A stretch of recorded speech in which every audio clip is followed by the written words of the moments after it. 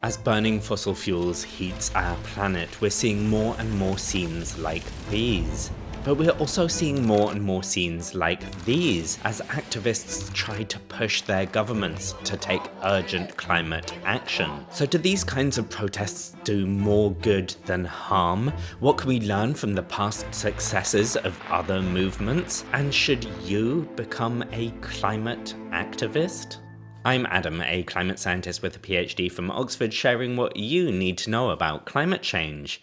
And today I want to talk about climate activism. But you're a physicist. What do you know about social movements? Yeah, us physicists aren't exactly famed for our social wisdom. And that's why today, as well as talking to myself, I figured I should probably talk to a climate activist expert. Society is causing the problem, and the only way out of it is through social change. This is Dana Fisher, Director of the Center for Environment, Community and Equity at the American University. In this video, I want to discuss what works, what doesn't, and how the fight to halt climate change could build momentum. But here's what this video won't be. An instruction manual. Dana and I aren't here to tell you what to do, but hopefully by sharing what we know about activist movements, that can help guide your decisions. A lot of times people say, well, what should we do? And I say, I don't know. I can tell you what works and what doesn't work. I can't tell you what we need to do. That's not my job. My job is to document it and hopefully use the data and evidence I have to inform people as they figure out what they're going to do to navigate the climate crisis, because here we are, you know? Yeah, here we are.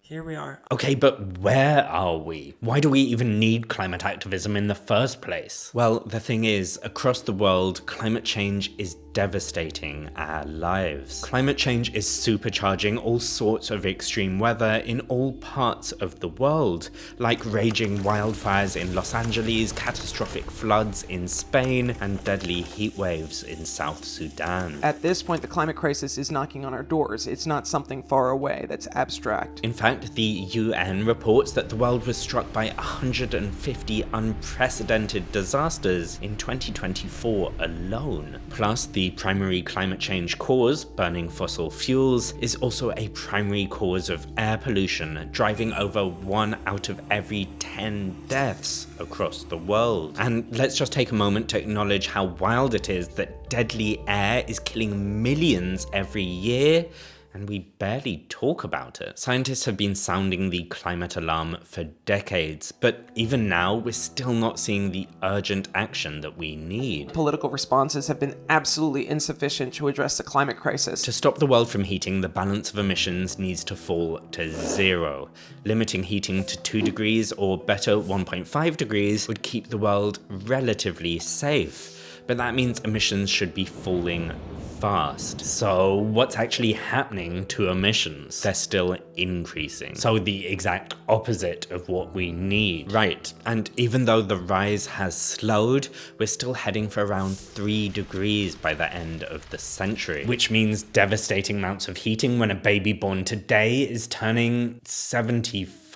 So let's be blunt. The world's governments are failing to tackle the climate crisis anywhere near fast enough, and in some cases, are actively fighting progress. We really need to think about how we are actually going to create the kinds of systemic changes that will address the crisis. And that's exactly what activists have been thinking about. Activists are looking for ways to push our governments, push our societies to take the steps that the science is showing we need. Dana has been scrutinizing the climate movement and drawing lessons from the successes of previous movements, like the civil rights movement in the US, the fight for women's suffrage around the world, and the movement against apartheid in South Africa. And these are movements that have been extremely well documented by research, and so we know a lot about how movements work. While climate activists have made more headlines in the last few years, the movement has actually been going for decades. And even though there have definitely been wins, you may have noticed we still haven't stopped climate change. What takes a movement from that point to an eventual success? That's the $1 million question you're asking right now, and there's no simple answer. pressure. When you think of climate activists, you probably think of scenes like these. People blocking traffic, storming airports, and, who can forget, throwing soup at paintings. And this is your periodic reminder that the painting was protected and, as the activists had planned, unharmed. A lot of people are looking at these kinds of protests and asking, what's the point? What does disrupting normal people's everyday lives have to do with pushing politicians to take stronger climate action? Well, the argument is that when the media pays attention, they actually have a channel to the general public, which can then pressure the policymakers. And this kind of answers one comment I get all the time. Why don't they target the people actually causing the problem, like oil execs and fossil fuel funding banks? And the answer is, activists are targeting oil execs and banks. But the fact that you haven't heard about these kinds of protests kind of proves the point that if the activists want media attention, the more disruptive protests are the ones that make headlines. But those headlines are often bad. I know, like really bad. It's puerile, pathetic. You owe your lifestyle just as much to oil as the rest of us. For heaven's sake, stop gluing yourself to things. And these critics definitely get one thing right. Protests like these are really unpopular. But the critics argue that, as a Washington Post editorial put it, this unpopularity harms the cause these protesters claim to care so much about. The thing about this argument is that it's generally made with zero evidence and appears to be primarily backed up by vibes.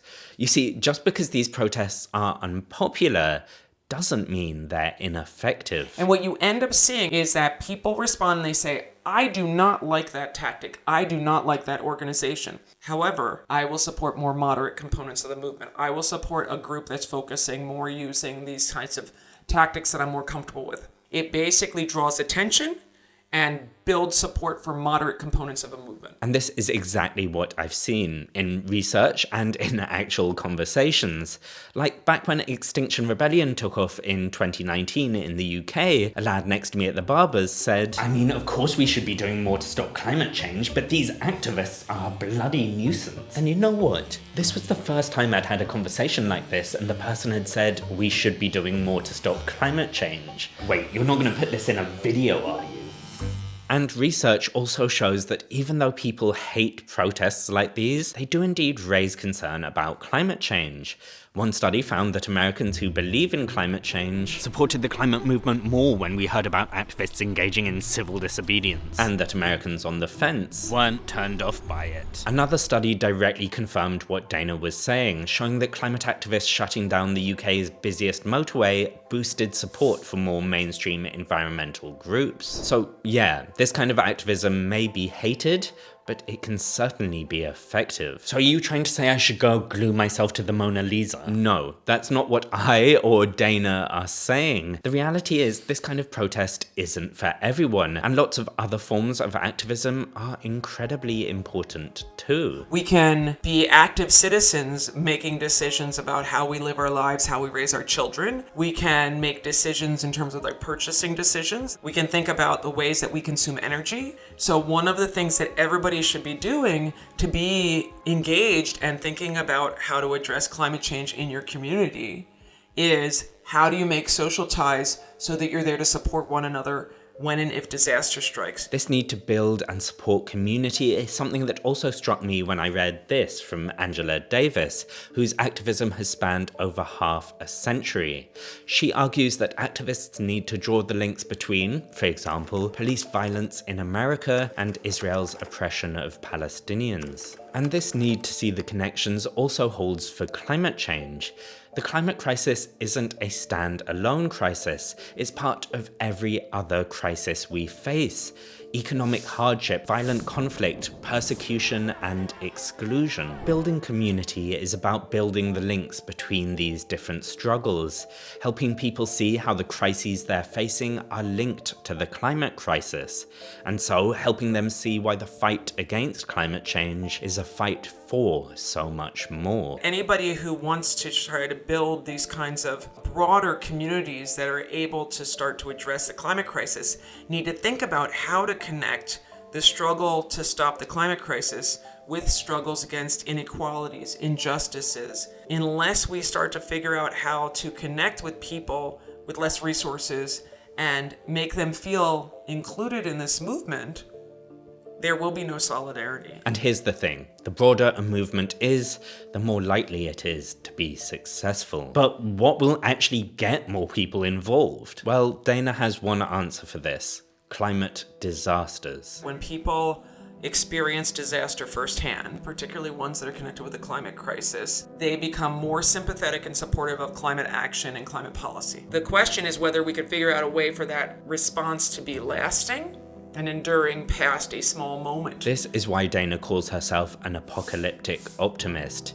If governments continue not to act, climate change will continue to get worse and more people will face disasters. And to her, that means more people who'll stand up to demand climate action. And will more people facing disasters definitely strengthen the climate movement? Well, not necessarily. And we're already seeing that far-right groups are taking advantage of the fear and the anger that people feel when disaster hits. How do we navigate that situation where these personal experiences can help people relate to the climate crisis and help them relate to the solutions we need, avoiding that kind of radicalization? The ways that the far right can take advantage of this and also manipulate people who are feeling at risk is extremely dangerous.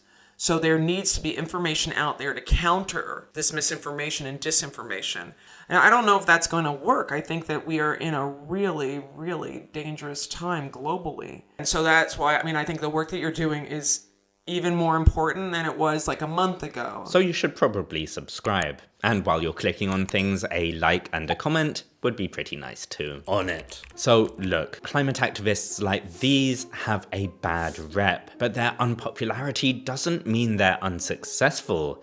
Evidence points to this activism driving up concern for climate change and support from more mainstream environmental groups. But if you're still thinking, I'm not sure that's for me, well then fair enough. There are so many ways to be active on climate change, from other forms of protest to shifting your own emissions and investments to amplifying the climate conversation. And maybe at the heart of all of this is community. Not everybody needs to smear paint or throw soup. In fact, I think that most people shouldn't be doing that. Most people should be connecting with your friends and neighbors and figuring out what you can do that can help. But wait, I hear you cry. This feels like a conclusion, but there's still so much I want to know about climate activism. Well then, I've got a treat for you. My full interview with Dana is available to all paid patrons over on Patreon. My god, a tongue twister.